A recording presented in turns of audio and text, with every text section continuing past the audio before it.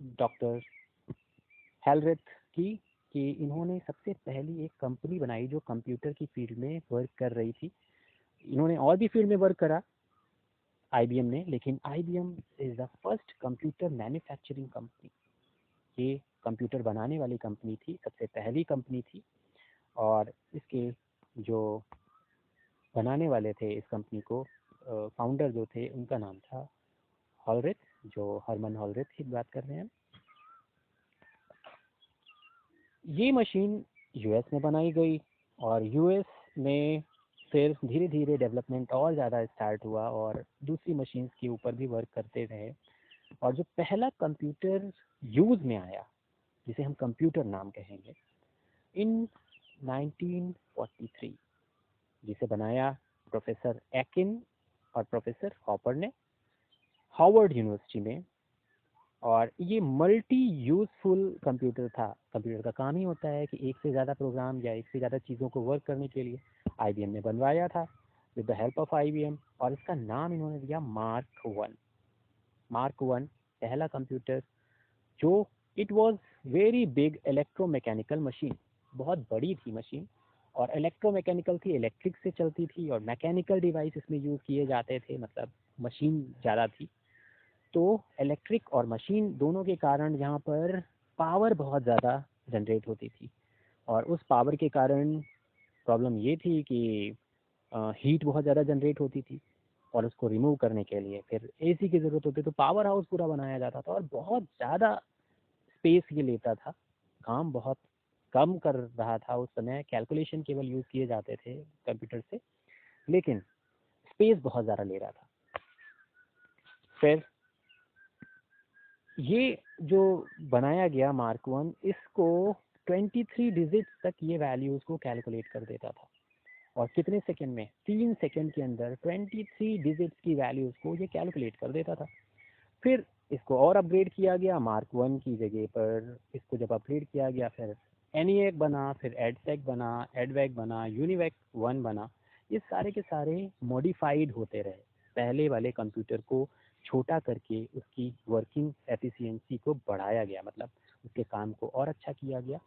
और फिर आजकल का जो हमें मॉडर्न कंप्यूटर दिखता है, जिसे हम पीसी कहते हैं, जो हम घर पे यूज़ करते हैं पर्सनल कंप्यूटर के तौर पर, जिसे वो हमारे आजकल के यूज़ में जो आया वो इन्हीं कंप्यूटर की बदौलत आया। धीरे धीरे प्रोग्रेस होती गई, साइज़ छोटा होता गया और आजकल का जो हम कंप्यूटर देख रहे हैं वो अब इतना बड़ा, वेरी बिग साइज़ जो थे पहले के कंप्यूटर के, उसके कंपैरिजन में बहुत छोटे, हमारे डेस्क पे यूज़ करने वाले।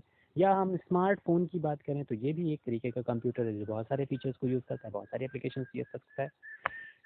ये हम करते हैं आप, जो कि इन्हीं कंप्यूटर्स की देन है जो एवोल्यूशन ऑफ कंप्यूटर्स में आते हैं। जनरेशन ऑफ कंप्यूटर्स में हम अगर बात करें तो कैसे कैसे बदलाव आए कंप्यूटर के अंदर, क्या चीज़ें उन्हें फर्स्ट जनरेशन का कंप्यूटर कहलाती हैं, क्या उन्हें सेकेंड जनरेशन का कंप्यूटर बनाती हैं, उसके बारे में हम लोग देखने वाले हैं। किसके बेसिस पर डिवाइड किया गया है? History of development of modern computer has been divided into several parts. अलग अलग पार्ट्स में उन्हें डिवाइड किया गया है अकॉर्डिंग टू द टेक्निक, उनकी काम करने की क्षमता के कारण, टेक्निक्स के कारण।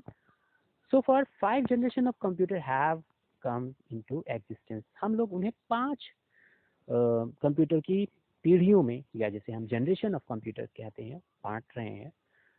वो उनकी वर्किंग और उनकी पावर के कारण है, जो वर्किंग एफिशिएंसी थी, उनकी साइज थी, या उनमें जो मेजर चेंजेस आए उनके कारण। फर्स्ट कंप्यूटर जनरेशन जो कहलाती है वो 1946 टू 1955, लगभग 10 साल। All that times vacuum tube. शुरुआत में जो कंप्यूटर बनते थे उनकी स्क्रीन जो थी वो आउटपुट के लिए वो वैक्यूम ट्यूब से बनती थी। वैक्यूम ट्यूब बड़े बड़े, जैसे पुराने टीवी होते थे, उनमें पीछे बहुत एक बड़ा पोर्शन निकला हुआ होता था, हीट भी बहुत करते थे।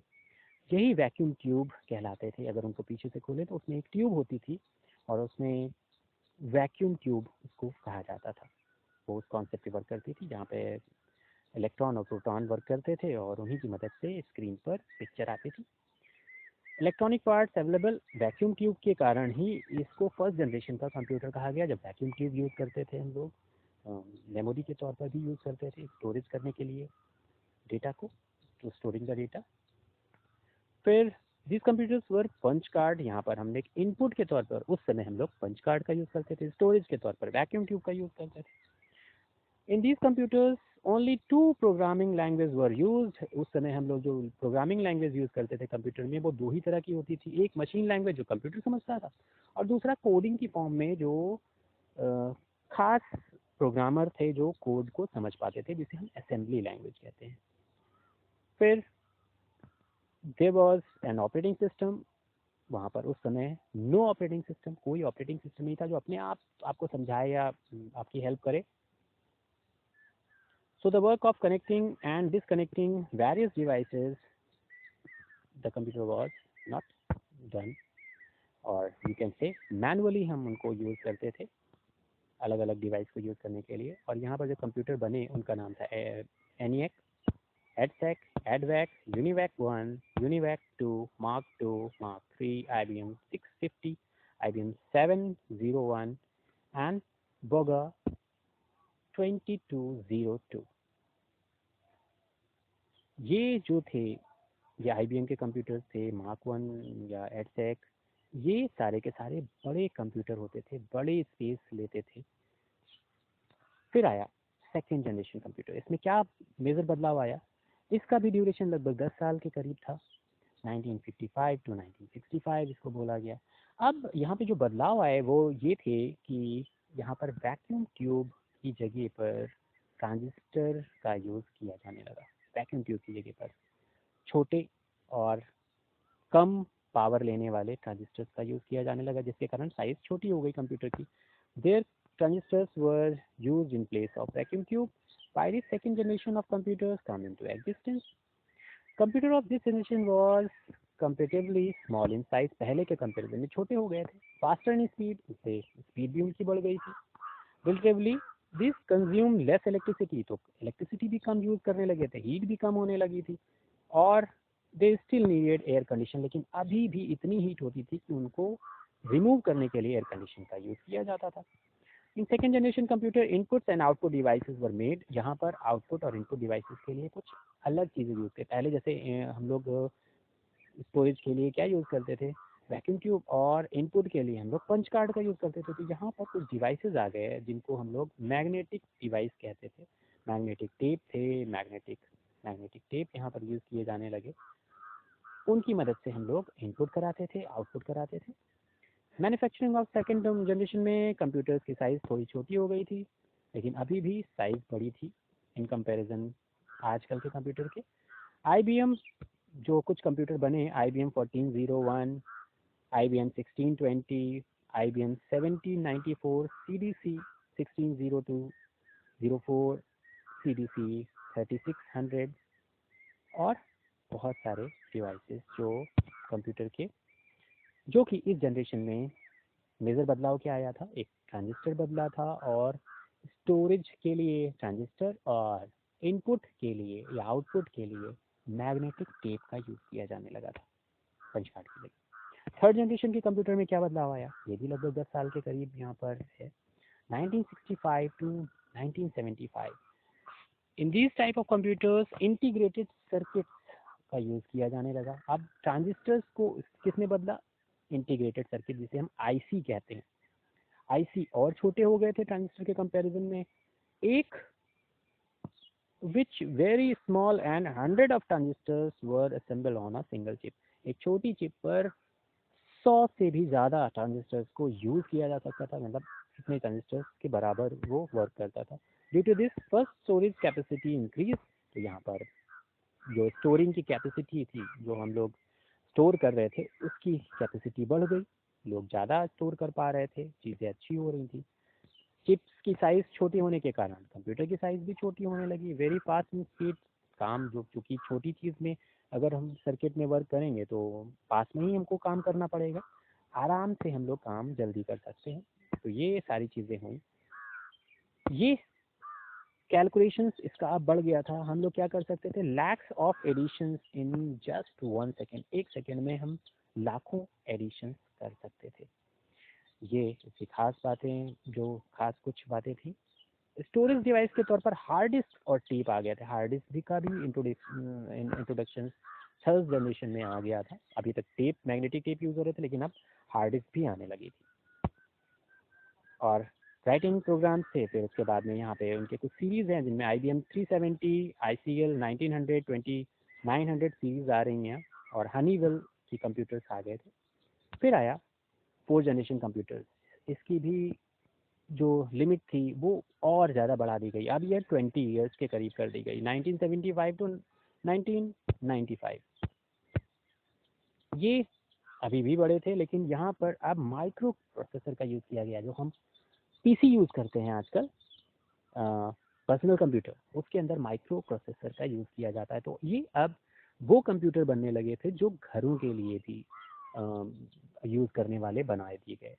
मतलब 1975 से 1995 के बीच में कंप्यूटर और छोटे होते गए और फिर घरों तक पहुंच गए, और जिसमें हमने सिलिकॉन चिप का यूज़ किया गया। चिप के तौर पे सिलिकॉन चिप का यूज़ कर ज़्यादा किया गया। जर्मेनियम चिप का भी यूज़ किया गया, लेकिन सिलिकॉन चिप ज़्यादा अच्छे से यूज़ की गई। माइक्रो प्रोसेसर का यूज़ किया गया। ये कंप्यूटर्स जो थे, ये लैक्स ऑफ ट्रांजिस्टर्स, अभी तो हज़ारों सैकड़ों ट्रांजिस्टर्स को IC पर करा जा रहा था, अब बहुत सारे ICs को माइक्रो प्रोसेसर पे यूज़ किया जाने लगा। तो लाखों ट्रांजिस्टर्स को एक सिंगल चिप पर यूज़ किया जाने लगा। साइज छोटी हो गई थी। अब हम किसी टेबल के कॉर्नर पर इस कंप्यूटर को रख सकते थे, टेबल के ऊपर आने लगा था। तो जैसे डेस्कटॉप कंप्यूटर भी हम कहते हैं। अब इसकी साइज़ बहुत बढ़ गई थी, सेमीकंडक्टर का यूज़ किया जाने लगा, मतलब लाइट बहुत कम हो गई थी कंजम्पशंस में। The cost of this computers are little than even small store keeper can purchase. इनकी साइज़ भी कम हो गई थी, कॉस्ट भी कम हो गई थी, ताकि जो दुकान पर जो यूज़ करने वाले के लिए भी ये कंप्यूटर अवेलेबल थे, वो अपने शॉप्स पर इन कंप्यूटर को रख कर इनसे वर्क ले सकता था, कैलकुलेशन करा सकता था। ये कुछ कंप्यूटर्स में कुछ खास बात आई, जैसे PC इन्हें कहा गया, PC XT, PC AT नाम दिए गए। और इनमें क्या खास बात थी, इनकी पावर कंजम्पशन खास बात थी।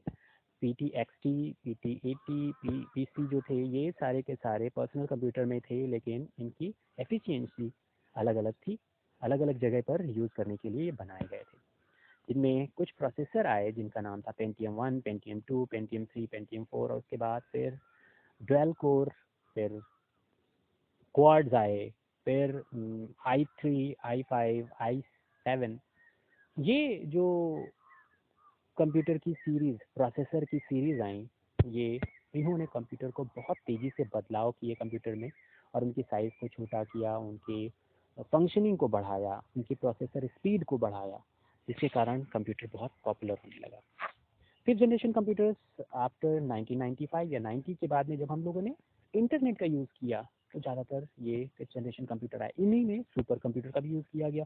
सुपर कंप्यूटर वो कंप्यूटर थे जो बहुत तेज़ी से कैलकुलेशन कर सकते थे। बहुत सारे सैकड़ों या हज़ारों कंप्यूटर्स के बराबर एक कंप्यूटर काम कर लेता था, इसीलिए उसका नाम दिया गया सुपर कंप्यूटर।